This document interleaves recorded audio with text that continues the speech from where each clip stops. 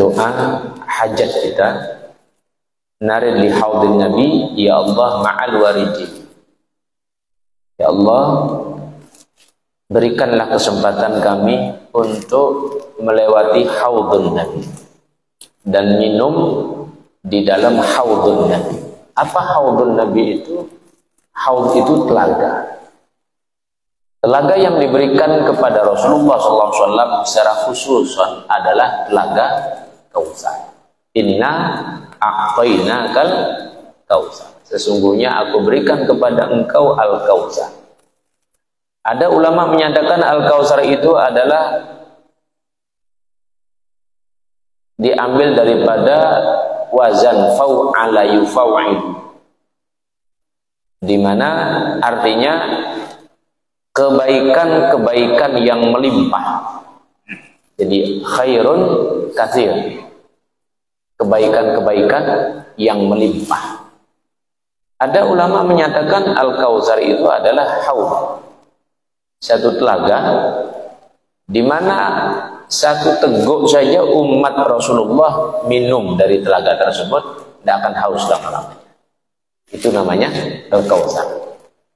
Mudah-mudahan kita dengan iringan doa tadi Allah kabulkan. Narid li haudin nabi, ya Allah ma'al waridin. Iringkanlah kami melewati haudun nabi bersama orang-orang yang engkau perkenankan lewat di telaga tersebut. Di dalam riwayat dari Siti Aisyah radhiyallahu anha, ja'at imra'atun ila Nabi sallallahu alaihi wasallam wa qad yabisat yadaha. Faqalat ya Rasulullah, Allah an yusliha li yadi, ila akhir hadis. Ada seorang perempuan, seorang wanita masih muda, datang kepada Rasulullah sallallahu alaihi wasallam, datang kepada Siti Aisyah untuk berjumpa dengan Rasulullah sallallahu alaihi wasallam. Lalu Siti Aisyah sampaikan, wahai Nabi, wahai suamiku, ini wanita sowan kepada Anda untuk mencari solusi jalan keluar. Ini tangannya gosong, wahai Rasulullah. Rupanya tangannya gosong.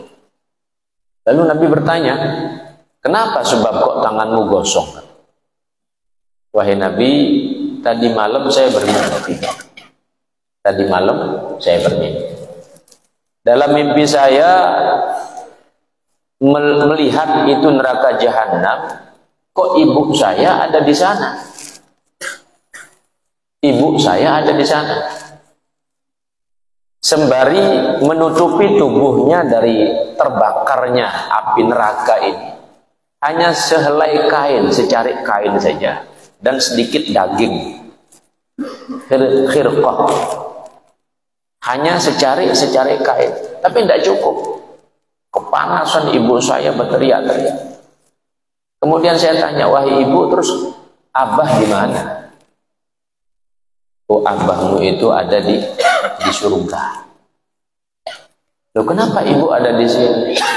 Wahai anakku, aku ini orang yang taat kepada Allah Subhanahu wa ta'ala, berbakti kepada Allah Subhanahu wa ta'ala, dan juga taat kepada abah. Tidak pernah ngelawan bapak, tidak pernah membantah, tidak pernah durhaka sama abah. Cuman ibu ini sangat pelit, wahai anak. Kalau ada orang minta-minta, pasti ibu tolak, ibu caci, ibu maki. Kenapa kamu minta-minta? Sebenarnya kalaupun tidak mau memberikan, ya tidak usah dicaci, tidak usah dimaki. Cuman rupanya ibu ini kekurangannya adalah suka mencaci, memaki. Sudah tidak ngasih, mencaci. Kalau udah ngasih, ya sudah, tidak usah ngasih saja. Kalau memang tidak mau memberi, tidak usah memberi saja, tidak usah dicaci, tidak usah dimaki. Nah, rupanya ibu punya satu amalan saja. Dari sekian banyak orang yang datang minta, cuman satu saja yang pernah ibu ikhlas kasih dia. Dari sekian banyak orang yang datang kepada ibu minta sedekah, satu yang pernah ibu ikhlas ngasih dia. Inilah secari kertas, secari kain. Ini pahalanya, cuma tidak cukup untuk nutup dari terbakarnya api neraka. Tidak cukup rupanya. Anaknya menangis, wahai ibu, bolehkah kalau saya ketemu abah? Ya engkau silahkan ke sana. Itu tempatnya askhia, orang-orang dermawan. Abahmu itu dermawan. Abahmu itu orang dermawan, orang baik, suka bantu orang, suka bersedekah. Engkau datang ke sana. Maka sampai di sana dilihatlah abahnya ini lagi ada di haudun Nabi sallallahu alaihi wasallam, di telaganya Rasulullah sallallahu alaihi wasallam, lagi nerima gelas yang diambil dari haudun Nabi, diberikan oleh Sayyidina Ali bin Abi Thalib. Sayyidina Ali didapatkan dari Sayyidina Utsman bin Affan. Sayyidina Utsman bin Affan diambil dari Sayyidina Umar. Sayyidina Umar ya'khudhu min Abi Bakar As-Siddiq radhiyallahu anhu. Lalu Sayyidina Abu Bakar mengambil dari Rasulullah SAW. Tatkala abah saya mendapatkan bagian, saya bilang sama abah, wahai abah, ibu di neraka itu, tolong kasih sedikit minuman. Abah saya bilang, wahai Rasulullah, itu ibumu bakhilah, ibumu itu pelit orang. Maka tidak boleh diambil air dari haudun Nabi ini dikasih kepada orang-orang pelit. Tidak boleh. Akhirnya aku beranikan nyuri dari telaga tersebut. Aku datang, aku kasih ibuku kan. Maka ketika aku kasih, itu orang-orang mendoakan, mudah-mudahan Allah keringkan tanganmu karena engkau memberikan kepada orang bakhil. Maka terbangunlah saya, tersadar tangan saya sudah gosong. Ini mimpi tapi kenyataan ya. Dan ini bukan terjadi saat ini. Ini terjadi di zaman Nabi Muhammad sallallahu alaihi wasallam. Terjadi di zaman Nabi Muhammad sallallahu alaihi wasallam. Gosong tangannya, tiba-tiba bangun sudah gosong tangan. Maka kemudian Siti Aisyah menyatakan, wahai suamiku, tolong doakan dia. Akhirnya didoakan oleh Rasulullah untuk dikembalikan lagi. Rasulullah yang mendoakan ya. Rasulullah yang lisannya suci, ucapannya tidak pernah kotor, ucapannya tidak pernah kasar, sangat lembut dan super lembut. Ketika mengucapkan satu kalimat, ya Allah, sembuhkan tangannya. Tiba-tiba sembuh saja. Tapi dari kisah ini, apa yang dapat kita ambil hikmah?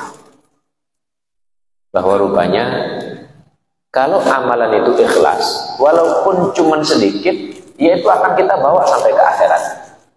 Sedekah 1.000 rupiah, ada kotaan masjid jalan nih, kita kasih ikhlas ya, ikhlas bener, tidak usah ditutupi, dilihat orang banyak, tidak apa-apa. Memang ikhlas gitu ya. Kadang kan ditutupi sedikit gitu ya, ditutupi sedikit. Sebenarnya kayaknya riak juga itu kan itu. Nutupi itu kan riak ya, tidak usah ditutupi. Mau kita memang ikhlasnya berapa ya sudah masukkan saja. Namanya sudah ikhlas sudah. Kalau tutupi kan meninggalkan amal karena orang biar tidak dilihat. Nah itu riya namanya. Nah itu riya namanya. Memang hikmahnya bahwa sekecil apapun kalau itu ikhlas pasti sampai. Pasti sampai ya. Pengarang kitab Zubad. Beliau itu seorang ulama, nulis kitab itu di atas lautan, di atas perahu maksud. Lalu setelah selesai rampung nulis, kemudian beliau katakan, ya Allah, kalau ini saya ikhlas nulis kitab ini, makan Zubad ini, biar menjadi manfaat. Dibuang ke laut. Sudah terangkum lah, misalnya kayak rangkuman khatmul Quran ini, ikhlas ini ya, dibuang sudah ke laut. Rupanya ditemu oleh tukang jaring ikan, nelayan nemukan. Dibuka-buka, apa ini buku ini? Rupanya tidak bisa membaca, dibawalah ke satu kampung. Rupanya kampung itu ada ulamanya di sana. Dilihat, dibaca, oh ini rangkuman hukum-hukum fikih. Ini tidak mungkin bisa awet bertahan begini kalau orang yang menulis ini bukan orang ikhlas.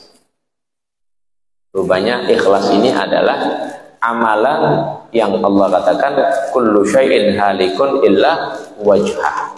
Dalam penafsiran ayat tersebut, segala sesuatu yang dilakukan karena Allah, yang tidak karena Allah itu halik, sirna. Kullu syai'in halik. Segala sesuatu yang bukan karena Allah itu pasti sirna. Salah satu ulama menafsiri begitu maknanya. Illa wajhah, kecuali yang benar-benar ikhlas karena Allah Subhanahu wa taala. Kalau sudah ikhlas, sampai lah.